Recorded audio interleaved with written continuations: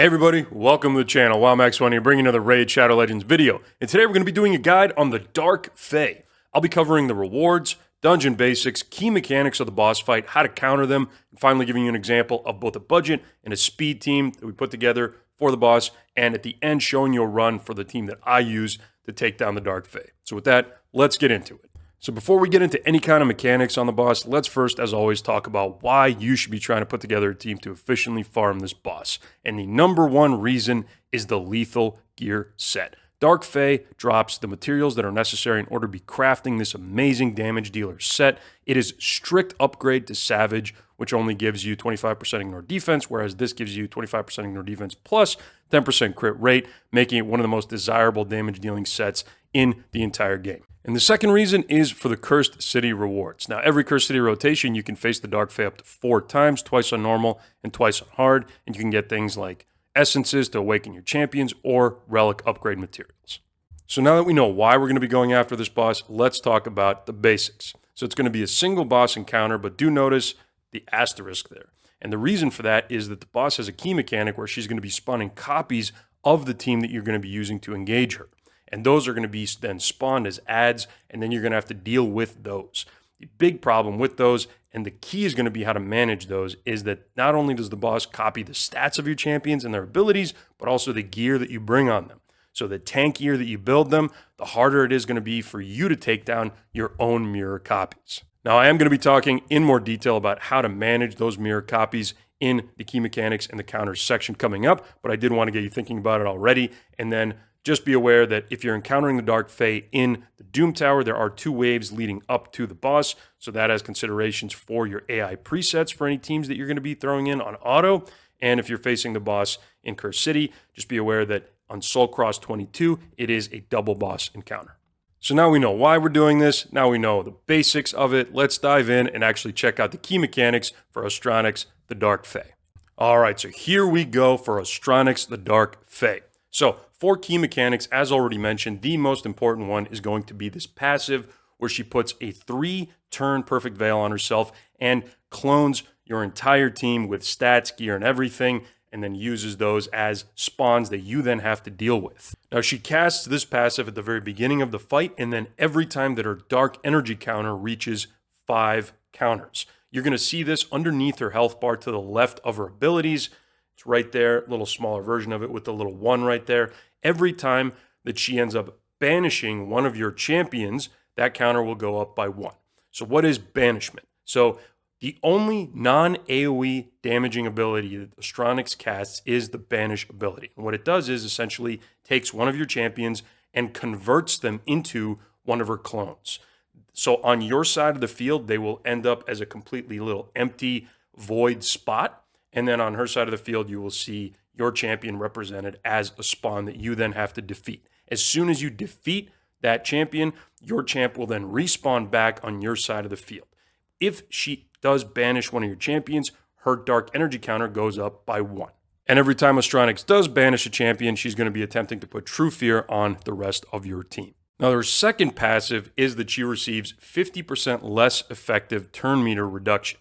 So unlike most bosses in the game, Astranyx can have her turn meter reduced. And so here we see one of the first and best strategies for countering the Dark Fae emerging, because you really don't want her to be getting that passive off multiple times during the fight. So the first time, as soon as the fight starts, you can't avoid it. But from then on, you can make sure that she only gets maybe 1 banish off, and the rest of the time she is stuck and unable to use her abilities if you bring enough turn meter reduction on your team.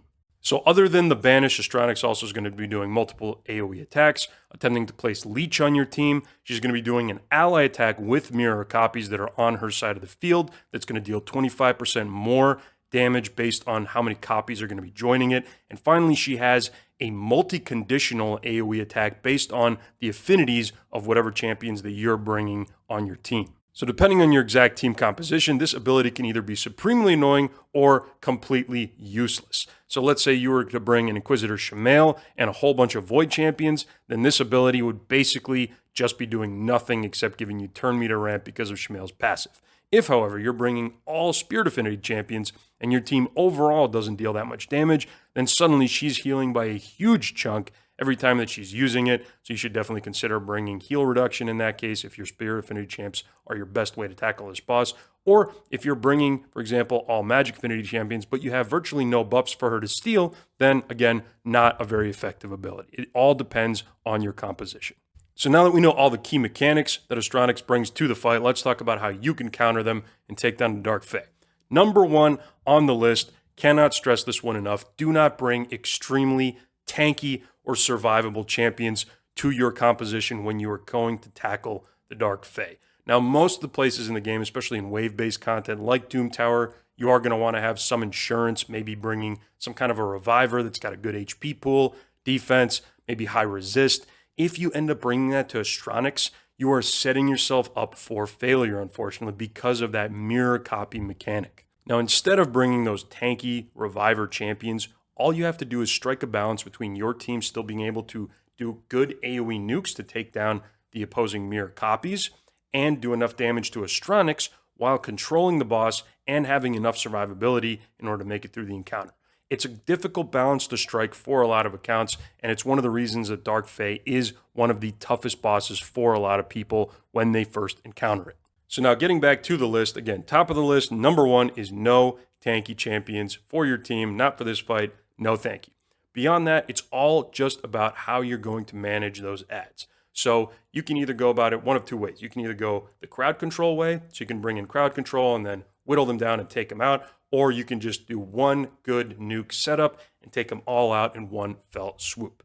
So depending on which of those approaches you want, a mixed approach, or maybe just bringing everything just in case, you should have potentially good AoE crowd control, a way to decrease the turn meter of both the boss and the opposing clones, a way to speed up your team so that they can all go before your clones, and a good way to set up damage and then deliver on that damage with AoE nukes. And once that first set of mirror copy clones has been taken out, at that point you just focus on the boss and try to make sure that she doesn't get another chance to get that counter up to 5 so that she can recast that ability. To do that, all you need is to decrease her turn meter and nuke her down.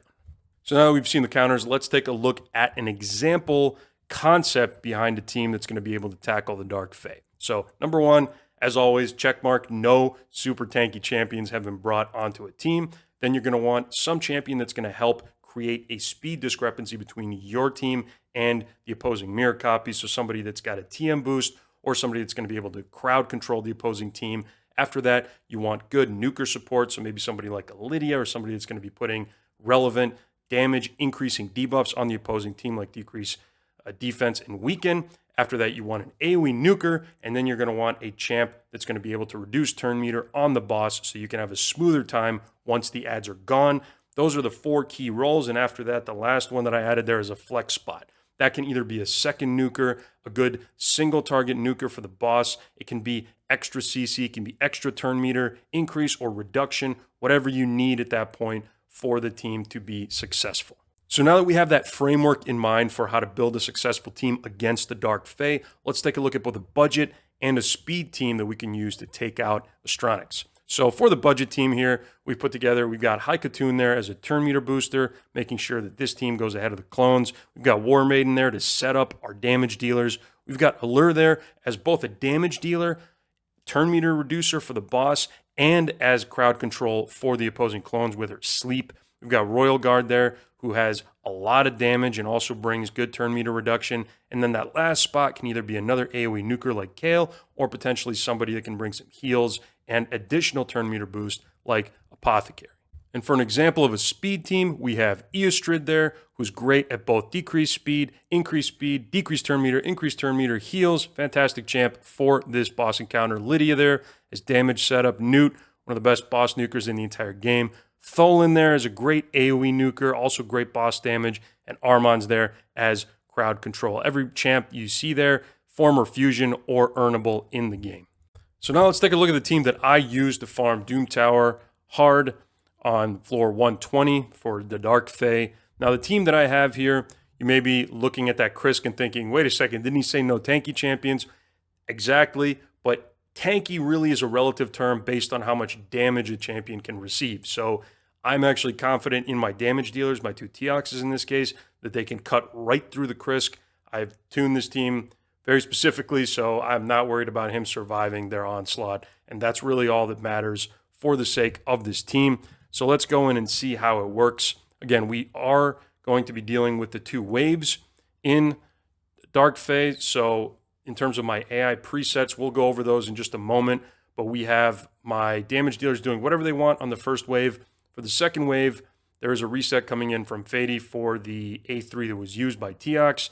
I am not using any abilities here other than A1s for my Teoxes. And then really the only important thing for the opening of the Dark Fae fight is that my Fady goes first with the A2 that ends up putting decreased speed on the opposing team and boosting the turn meter of my Teox, which then go in with the A3 and pretty much nuke everything down. So we're going to see that right now. Fady goes in with an A2, debuffs the opposing clones. My Teox goes in, kills everybody in a double hitter, and at that point, it's just going to be about managing the boss, and they do a ton of damage. We got the ally attack coming in from the Cardiel. First banish goes in on my Teox. We have enough damage coming in from my other Teox to break him out in 1A2, and the rest of it is just, at this point, we're not going to see another clone come in. There's going to be enough damage from the team, and this is exactly how you should set up a team on your end, just making sure that the boss only gets that first clone ability off. So right there you see the counter is still at 1, boss already at less than half HP. Should be ending up pretty quickly here because all those stacking debuffs end up doing a lot of damage with Teox's A1 here. There we go. Should be coming in with the last one, and there it is. So 1 minute, 43 seconds, which turns out is my best time, but not my best turns right here. And we see right there the rewards coming in for dungeon in the form of the crafting materials for that awesome lethal gear. So now, as promised, taking a look at the presets. So for Cardio, we have nothing special for anything except holding his ally attack in the second round so that he can then use it first in the round against the Dark Fae. Both of my Teoxes are doing nothing special in the first round or the third round. The only thing that I have them do is turning off their A3 in the second round just to make sure that that's available to kill the clones when they are spawned by the boss. Krisk, pretty much just doing whatever Krisk wants to do. And Fady, the only thing that I have Fady doing is holding the A2 because I want to make sure that's available to use first on the boss. And there you have it, everybody, the official WoW Max 1 guide for the Dark Fae. So get out there and start farming that lethal gear. If you liked today's video, please consider liking and subscribing for more content like this in the future. Let me know down in the comments below if there's any other guides or showcases that you'd like to see. Thank you for watching today's video. Thank you for your time. Have a great day, and I'll catch you in the next one.